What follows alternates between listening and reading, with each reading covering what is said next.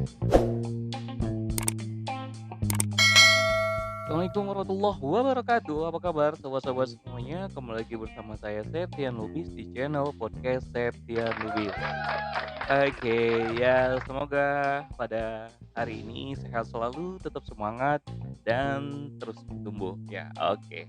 Baik, teman-teman, ya seperti biasa di channel podcast kali ini kita masih pada masa krisis COVID-19, teman-teman ya. Tapi di sini saya pengen sharing, informasi, lebih tepatnya sih kepada filosofi.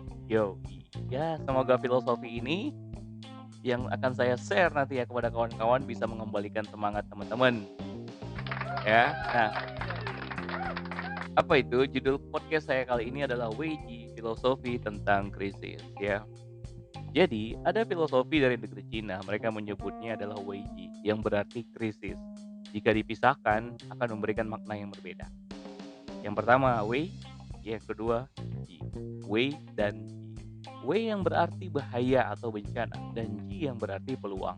Menurut Kamus Webster, didefinisikan sebagai kesempatan. Jika Weiji tersusun atas dua komponen Wei dan Ji, maka maknanya menjadi krisis yang terjadi pada diri kita itu adalah sebuah bahaya atau bencana yang jika kita menyikapinya secara positif dan tidak berputus asa, maka akan ada kesempatan atau peluang besar untuk kita dapatkan di balik bencana tersebut. Oh, ya. Sedangkan di Indonesia sendiri, sosok patriot wanita, ya Ibu Kartini, apa yang selalu kita ingat ketika kita mendengar kata Ibu Kartini, habis gelap terbitlah terang. Saat ini dunia serasa berduka, teman-teman. Penderita dan korban karena wabah COVID-19 ini semakin meluas dan bertambah. Tapi kawan-kawan, jika kita flashback ke masa lalu, beberapa tahun terakhir, negara-negara di Eropa seperti Spanyol, Yunani, dan Portugal dihadapkan pada masa krisis.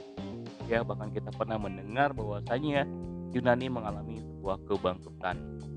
Bukan mereka saja, ternyata kondisi ekonomi Amerika 3 tahun terakhir juga sedang mengalami fase keterpurukan. Yaitu tepatnya saat presiden kita masih SBY. Ya, jadi walaupun kita negara Indonesia ya, tapi karena Amerika itu adalah negara adidaya ya, dengan pertumbuhan ekonomi terbesar atau dengan ekonomi terkuat, ada aja masalah sedikit bersinnya atau batunya ya pasti juga berdampak kepada kita. Ya itu terasa kurang lebih sekitar tahun 2008 ya, yang paling terasa itu 10 tahun yang lalu itu 2008 ketika Amerika ekonominya mengalami keterpurukan. Ya, dan hari ini kita bisa melihat China ya, raksasa ekonomi peringkat kedua di dunia juga mengalami keterpurukan karena ditemukannya COVID-19 berasal dari negara mereka di wilayah Wuhan, kawan-kawan.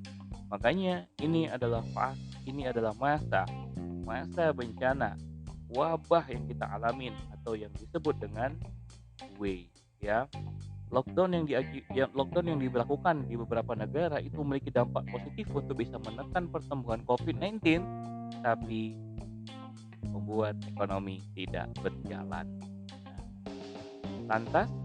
Pantaskah kita harus pasrah?